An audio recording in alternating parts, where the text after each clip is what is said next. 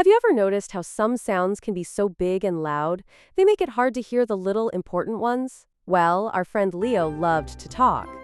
He had a million stories, 1,000 ideas, and he wanted everyone to hear them, all at once. In the lively town of Harmony Hills, where colorful houses nestled among rolling green hills, every day began with the cheerful chirping of birds and the excited chatter of children heading to school. Inside Mrs. Gabel's bright, sun-filled classroom, there was always a hum of activity. It was a place for learning, for drawing, and for sharing. But mostly, for Leo, it was a place for talking. Leo loved his friends, his school, and especially his magnificent toy spaceship, the Starblazer 5000. He wanted everyone to know everything about it, from its blinking lights to its turbo boosters. Leo was so full of excitement he sometimes forgot to take a breath, or, more importantly, to let anyone else speak. His biggest goal was to be the most exciting person in the room, always sharing his amazing ideas. One sunny Monday, Mrs. Gabel announced a very special project. Class, we're going to create a sound map of our school garden. You'll need to listen very carefully to all the different sounds you hear, then draw them. Oh, I know! Like chirping birds and buzzing bees. And maybe a loud truck driving by. I'll draw the biggest truck ever. Those are wonderful ideas, Leo. But the most important part is to listen first. Not just for the loud sounds, but for the quiet, hidden ones too. She paired Leo with Maya, a quiet new girl who always seemed to be observing the world with wide, thoughtful eyes. In the garden, Leo was bursting with ideas for his sound map.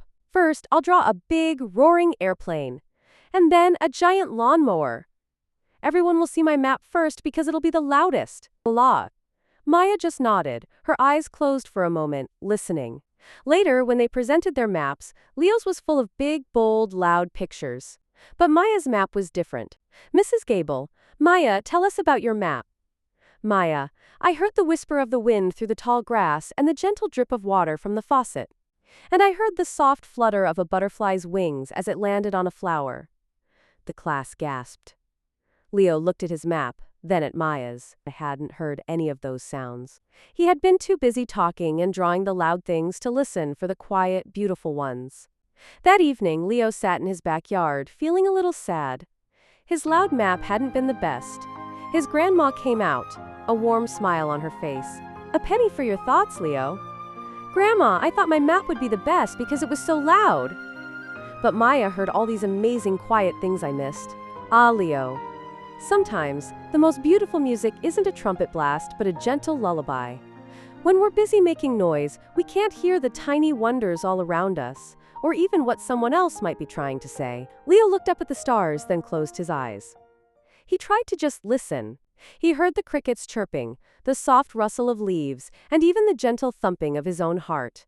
He realized that all his talking had been like a big, loud blanket covering up all the quiet, important sounds. The next day, Leo walked into class with a new plan.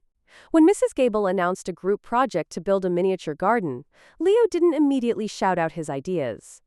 Instead, he sat next to Maya and, for the first time, asked her a question. Leo, Maya, you're so good at noticing little things. What do you think our garden should have?